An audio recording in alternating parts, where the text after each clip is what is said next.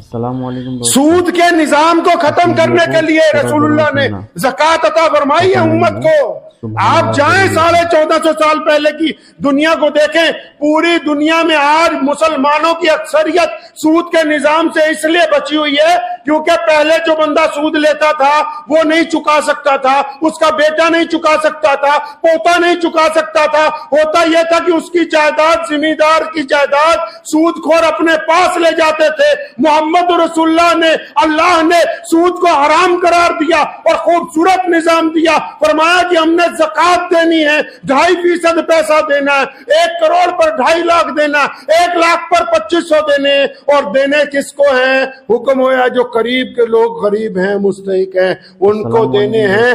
ایسی چوٹ ماری سود کے نظام پر، زکوٰۃ کو لا کے کھڑا کر دیا درمیان میں کہ دینے والے کا مال بھی پاک ہو گیا اور جس تک پہنچایا جا رہا اس کے گھر کے اندر بھی رزق پہنچ گیا۔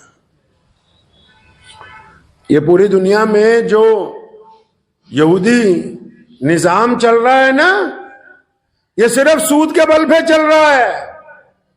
ہم لوگوں نے جو نیا کام پکڑ لیا، سب نہیں، چاہے وہ کسی مذہب سے تعلق رکھتے ہوں، کہ کچھ بھی سامان لینا ہے چلو اس کو فائنانس کر کے ادھار لے لو۔ کتنا قرضہ اپنے اوپر چڑھاؤ گے؟ خودداری کی جو زندگی ہے اس کے جیسا مزہ کہیں نہیں۔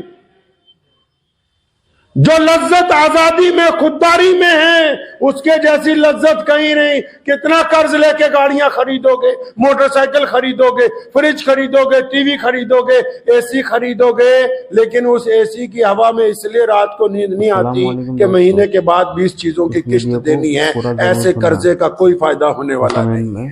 سبحان اللہ ضرور لکھنا۔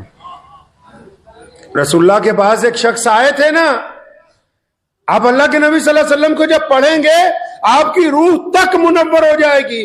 رسول کریم صلی اللہ علیہ وسلم کے پاس ایک صحابی آئے، یا رسول اللہ کچھ بھی نہیں میرے پاس، میری مدد کریں۔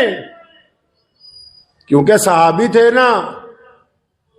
امی عائشہ رضی اللہ تعالیٰ عنہ کو تو کہا کہ جو مانگنے آئے واپس نہیں لوٹانا، اور خود بھی جب بھی کوئی آیا رسول اللہ صلی اللہ علیہ وسلم نے دے کے بھیجا۔ لیکن جب ایک اپنا صحابی آیا، وہ آیا جس نے رسول اللہ سے عشق ہے، جو رسول اللہ صلی اللہ علیہ وسلم کا قریبی ہے، جب آ کے کہا یا رسول اللہ مجھے کچھ دیں، میری مدد کریں۔ فرمایا تیرے پاس ہے کیا؟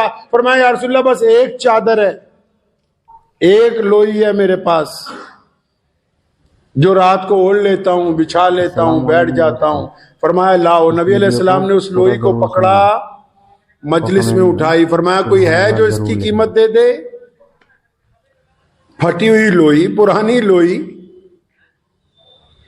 مٹی سے ہٹی ہوئی لوئی، اس کی کیا قیمت ہو سکتی ہے؟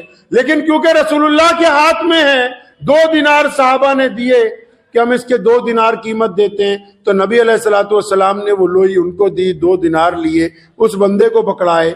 فرمایا بازار میں جاؤ، ایک کلاڑی خرید کے لاؤ، ایک پیالہ خرید کے لاؤ۔ وہ کلاڑی اور پیالہ لے کے آئے، اپنے ہاتھ سے کلاڑی میں دستہ لگایا، اپنے مبارک ہاتھ سے نبی علیہ السلام نے دستہ لگایا، اور وہ کلاڑی اپنے صحابی کو دی، اور فرمایا یہ پیالہ پانی پینے کے لیے، کھانا کھانے کے لیے، اور چلے جاؤ جنگل کی طرف، روزانہ لکڑیاں کاٹو، منڈی میں لا کے بیچو، خود بھی کھاؤ، دوسروں کو بھی کھلاؤ۔ محمد رسول اللہ کی امت کائنات میں ہاتھ پھیلانے نہیں آئی، کائنات کے ہر ایک بھوکے کو کھانا کھلانے کے لیے اللہ تبارک و تعالیٰ نے ان کو بھیجا ہے۔ ایک ہفتے بعد اس نے آ کے کہا یا رسول اللہ اتنا مال ہو گیا کہ گھر میں سب کے بستر بن گئے۔ آج بھی پوری دنیا میں سب سے زیادہ چیریٹی، سب سے زیادہ NGOs مسلمانوں کے پاس ہے، کیونکہ اللہ کے نبی صلی اللہ علیہ وسلم نے ہمیں یہ تربیت دے دی کہ ہم خود بھی کھاتے ہیں، دوسروں کو بھی کھلاتے ہیں، اور اس کے درمیان جو مسلمان کنجوس ہیں ان کے لیے وعید کہی گئی، ان کو تنبیہ کی گئی، ان کو خبردار کیا گیا کہ نماز پڑھتے ہو کنجوسی کرتے ہو، نماز پڑھتے ہو غریب کو پیسے نہیں دیتے، نماز پڑھتے ہو گھر والوں پہ خرچ نہیں کرتے، کوئی قبول نہیں ایسی نماز جب تک تم اپنی کنجوسی نہیں چھوڑ دیتے۔ اگر کنجوسی سے توبہ کرو گے تو اللہ تبارک و تعالیٰ کو پسند آ جاؤ گے تم۔